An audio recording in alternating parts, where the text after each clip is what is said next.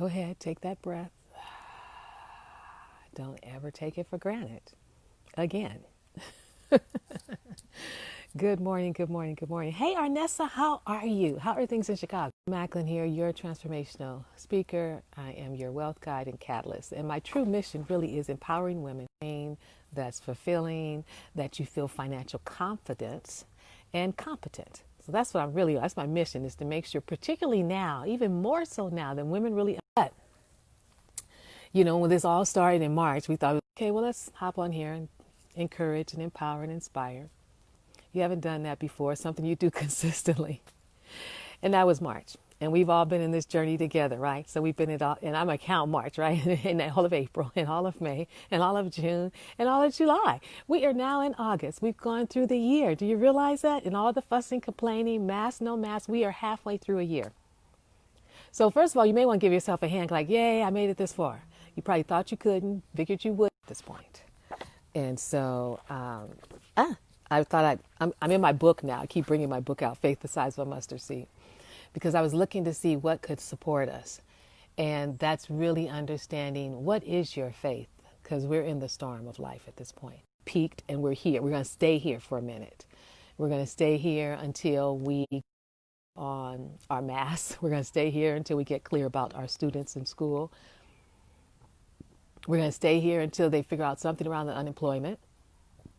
We're going to stay here as they continue to decide about the stimulus checks. So this is where we are. We came up. This is just my own analogy. You can come up with your own here. So my thought is, though, how do you stand in the storms of life? What is it that you do? What do you lean on? What do you turn to? For those of you, I know there are probably people who hear this who are essential workers. You may be struggling as far as whether you're going to keep your job or not, keep a roof over your head or not, if you're going to have food for your children or not. There are so many things that you may find yourself confronted with that's just overwhelming to you. And part of what happens is when we're in these storms, see, we used to be in our own personal kind of storm, but this is a whole storm for the whole world. This is like not just the United States, like everybody's in the storm with us. So when we're in the storms of life, how do we navigate it? So since I've been talking about faith, I thought I'd stay on that because it's so easy to be in fear. We're even more comfortable being in fear. We know fear. We can navigate it. We've been there before. Hi, Jose. Hi, Jane. That's not Jose. I can't see. Hi, Giovanni. That says Jane. Hi, dear, from the Philippines. Hey, welcome from the Philippines. So we're more comfortable with fear. We know fear. It's almost like we go there automatically. We're afraid of, the rent being increased. We're afraid of the virus. We're afraid of, my fountain came on. We're afraid of what's going to happen next. There's always that, what's going to happen next? What's going to happen next? That's where the fear is. So we're comfortable with fear. What I want you to get more comfortable in, though, is your faith. How more comfortable can you be with the truth of knowing that in spite of what seems to be going on, there's a bigger piece to it? That even though you may not be able to tap into your faith as easy as it is to tap into your fear, how do you still activate your faith? Now, I just want to read a little bit of this because I just found it this morning. It says, in living life, you're often confronted with situations or issues that test your faith. I called them the storms of life. They make you wonder, and I'm sure some of you think that now, because you had to have had faith ever since March, and now you've got to strengthen your faith because we're in the storm right now. There's so much that's impacting us. It writes, or I wrote, our storms don't all look the same on the surface. The IRS whom you had in your paycheck, that paycheck you had planned to pay your bill, a storm. You're in a 6-year marriage and you're unhappy, and you really begin to look at your marriage and you realize your marriage to get away from home. You married to get away from home, and your partner did the same. You ran to each other, and now you want to run from each other. Life is comfortable because you basically go your separate ways. One of you sleeps in the other bedroom occasionally. Every discussion seems to end in an argument. But being together has become a more difficult thing than being alone. You wonder about divorce. You're in the storm. Well, back then, when I wrote this in 1991, I guess I could have said you were minding your own business and the new year started. You got the first flash warning. It was to alert us and let us know. Then we got another warning. All of a sudden, people were starting to talk about a virus. December, January, people kind of ignored it. And then all of a sudden, March came and bam, there it was. We're in the midst of it. it's hitting us all. And we're like, okay, it's going to come and it'll leave. We're going to navigate it. They'll lock down. We had our curfew. We were okay. The protest started. We figured it'd come to an end. It hasn't. We're in the midst of it. We know people are losing homes. We know people have lost their jobs. And at the same time, wonderful things are happening. And that's what I want you to focus on. Tell me the wonderful things that are happening. Tell me the connections you're making. Tell me the time you're spending with those that you normally wouldn't even spend time with. Tell me the people you're talking to that you probably wouldn't even looked at or paid attention to at all. Tell me the time that you're spending with those that you normally would not spend time with because you'd be too busy. You'd be running here and there and doing this and this. Tell me if you still have a breath that you can do this with me.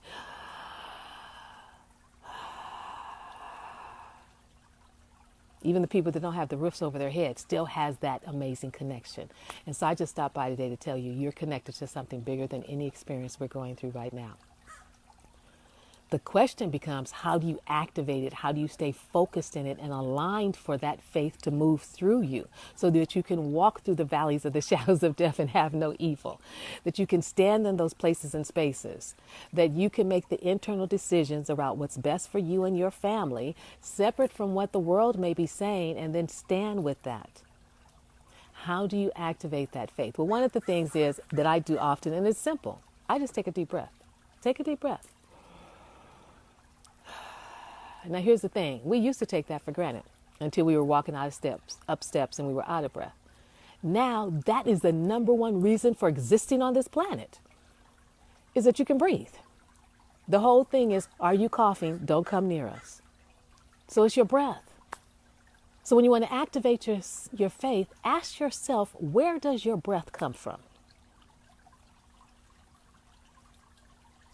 Where does your breath come from? What is truly bringing you the breath? You aren't. I'm not. We are not. We do not focus on that. Well, I'm not, but other people are too worried about other things. So what is it that is breathing your breath, whether you pay attention to it or not? And a lot of times I may say that and people are like, yeah, but you got to really get that. You got to really connect to that. Move that out of religion, move that out of all the other stuff and connect to that. What is breathing your breath? Thank you, Kat. She said I froze. What is breathing your breath? I mean, I know you go intentionally when I start the calls, but I'm talking about as you go through the day, as you're doing your work, as you're kids, as you're helping the kids do homework, as you're trying to figure out things for them to do, are you negotiating with your husband, your wife, your partner, or maybe as you're going into your job, or you're going down the freeways. What is it for you that's breathing your breath? What keeps the sky up for you? Is there some reason that you think that the power that keeps the sky up there so this whole thing doesn't collapse, or for that matter, that we don't fall off the earth? Because remember, I always want to remind you, we're a ball, a planet in the universe. That alone says we're magnificent. But what keeps us from falling? Man can't claim it. So I want you to begin to ask questions when you get into fear. What's the worst that could happen? How many worst experiences have you already gone through in your life and you made it through to the other side? That's the muscle I want you to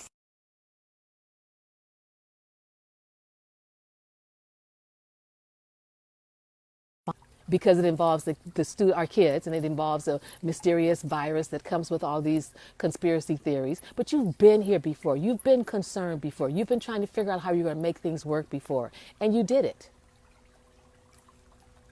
Now, granted, this is for a longer period. I mean, back in the days when I was juggling credit cards and juggling because you knew another check was coming. But this is different. This is longer.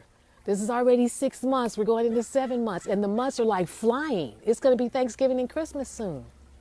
So, faith. Mine is to start the day with meditation. Can you start the day in silence? Can you start the day being still, turning inward and connecting to that presence? However you define that, God, life, the universe,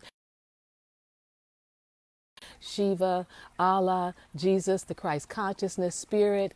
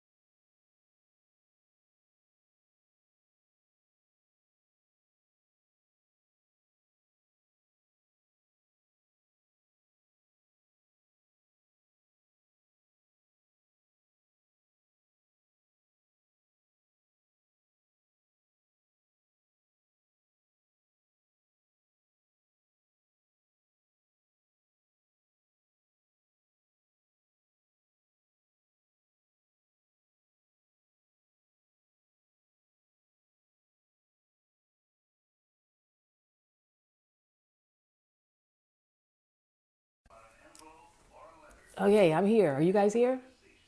I'm just going to stop right here since you couldn't hear me. Uh-oh, I got to turn the TV down. No, you should be fine. Okay, so how do you connect to your faith? This is what we have been slowed down, and this is one of the things we get to focus on. How do you connect to your faith? Now that you've been slowed down, I want Facebook to tell me there's music in the back.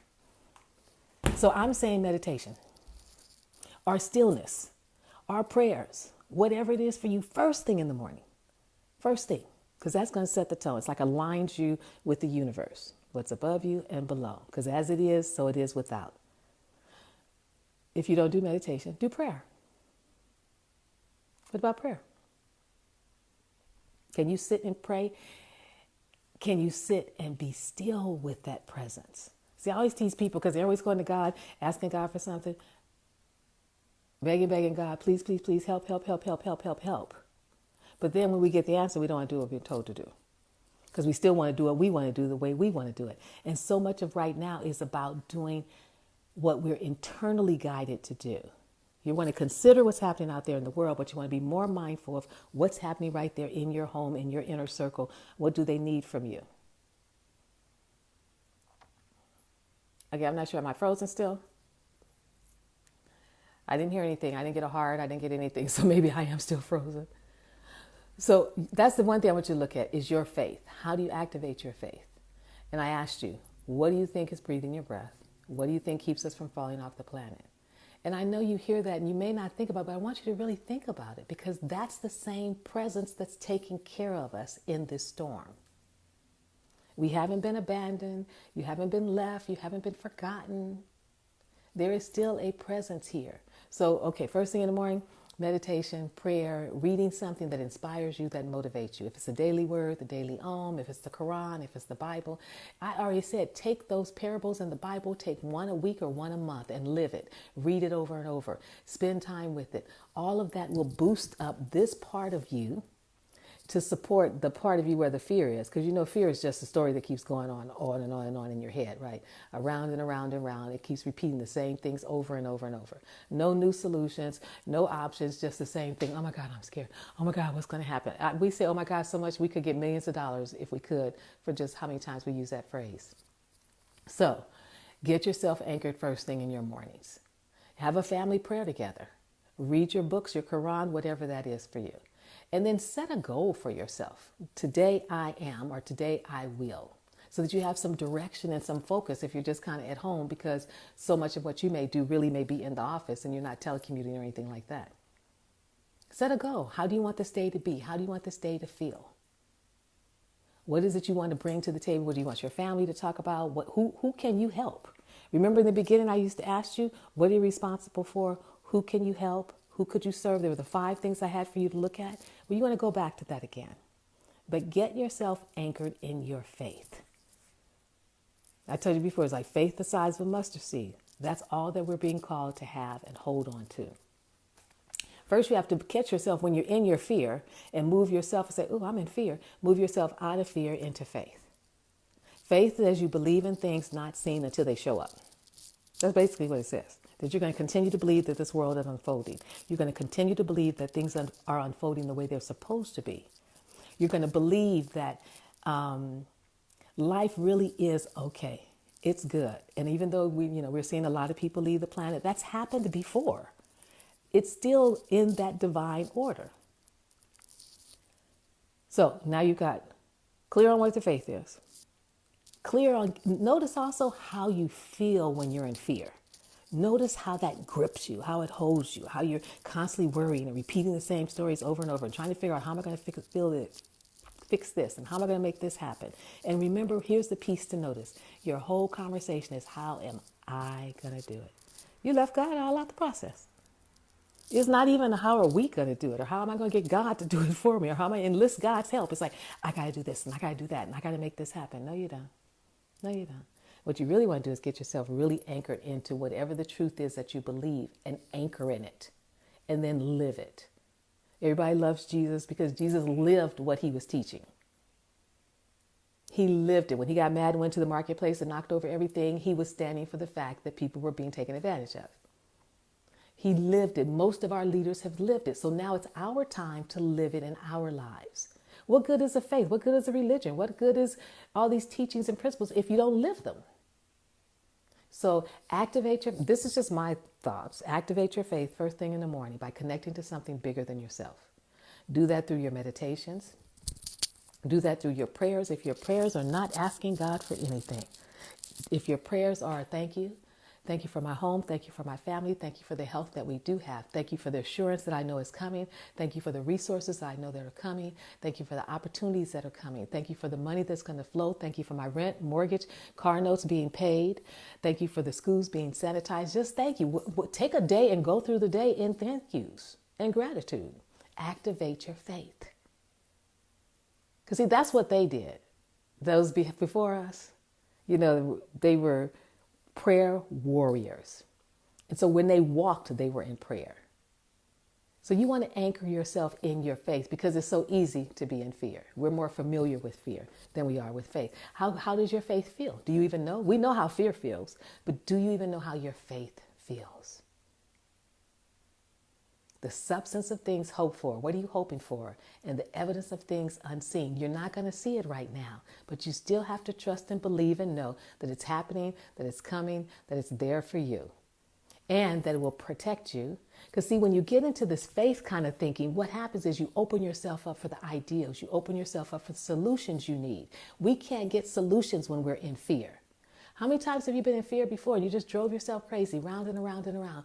When we get out of fear and step into faith, now we've opened up this whole possibility of new information, new wisdom, new opportunities, and new resources that can come to us. Because here's the thing. Faith is a higher vibration.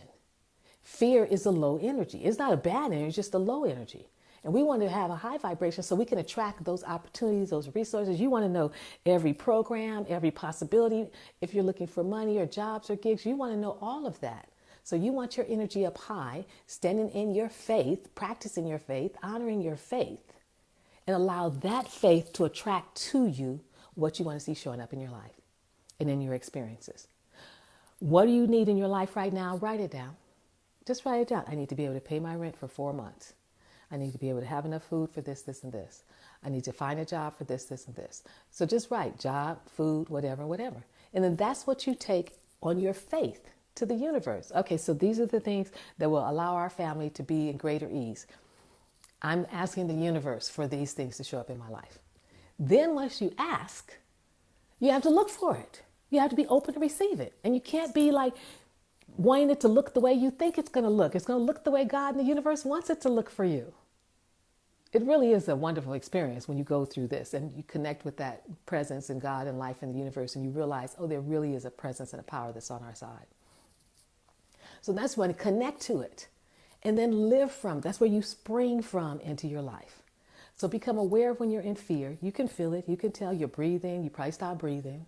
You go into worry. You go into that, oh my God, somebody help me, help me, help me. You know into that. What I want you to do is go over here and understand, how does your faith feel? How does it feel to stand in your faith and you know it's going to be okay? It's going to look different than I thought. It may take longer than I thought, but in the end, I know we're going to be okay. And that's what you want to hold on to, no matter what. So take good care. Have a great day. It's a Tuesday tip. Sorry, I missed you for your Monday mindset. I trust you set your mindset, though. We're going to stand in faith. And if you're struggling with that, I'll put a link on this page. I'll be hosting a call on Thursday at 4 p.m. Pacific Standard Time. How we stand in faith and move away from fear. That's what we're specifically looking at. And we'll be talking about it. What are you afraid of? What are you telling yourself that you're so afraid of? Because you know you're telling yourself, and you're probably telling yourself what the news is saying, which is certainly enough to scare you. But if you want to be part of the community and be part of that conversation and get empowered, get inspired, and maybe some coaching as well, I'll put the link below. But if not, on your own, see what it requires of you to stand in your faith. Become aware of when you're in fear and what your fear feels like. And then shift it into standing in faith. A knowingness. Just like I know the sun comes up every day, even though we can't see it. Just like I know that sky is blue, even though we can't see it. Just like I know that there are seedlings under the earth right now that are pushing their way up to blossom and bloom, even though you can't see it. There is an invisible aspect to life that is always unfolding. And that's what faith is about. the invisible unfolding. It unfolds when we look for it, when we trust it. Because fear certainly unfolds when we give it all our attention, right? So what will it take for you to switch and give all your attention to standing in faith, to trusting something bigger than yourself, that can see way more than you can, understands way more than you and I can, and to trust that going forward and see if that doesn't give you some ease. Yeah, we're in the midst of the storm of life, but we've been here before and we'll be okay. And so will you. So have a great day. Take good care. I'll see you tomorrow. Bye for now.